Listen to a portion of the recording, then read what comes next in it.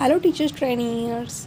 So in the today's section we are going to discuss about our very second chapter and its lesson plan. So in this lesson plan we are going to firstly write about our class, then our subject, then our topic. I just forget to type it on, and then that period and time. Time is of 45 minutes. Okay, now we just go through our general aim, then we go through our scientific aims, and then we go for scientific aims as cognitive, affective and functional purposes. Then we are going for our previous knowledge that students should know about the importance of food and all. Then we go for introduction. You can change question according to the students you are dealing with.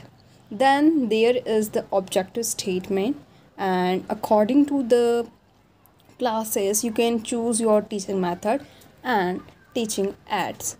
Okay, so here is now next one is your presentation. So for the presentation, just go through a whole chapter firstly by yourself and then divide it into different teaching points and then start teaching them according to that. It's just not loading.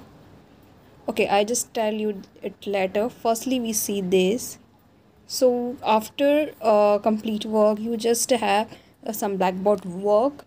It is very useful to it's just very useful for students so that they can grasp the things very accurately when you wrote it out on blackboard. So it's I just use some of the things, and if you can think these things are also useful to write, then you can write that one also. Then there is some revision question, or you just recapitulate all the chapter into the summary. Then you have to give some work in the class, and then you can give some of the things in the homework also. I just given two chart preparation of charts, first one for nutrients and second one for deficiency. And here is our presentation. We just divide whole thing into teaching points. Okay, so I think here is okay. So let's start it with our first teaching point, that is food, then components of food, then carbohydrates, protein. We just show charts to them, and also uh, doing some test for different types of our nutrients. Okay, then we just divide it into fat, vitamins, minerals, roughage, water.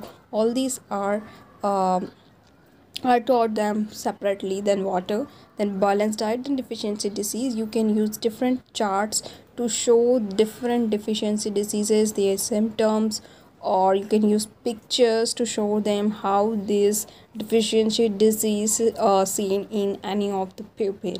Okay, so in this way we are completing our lesson plan. You can get it a day after tomorrow, so in the form of PDF or in the form of picture, and you can also take it in the form of PDF from my Telegram channel. And thank you for now. Bye bye.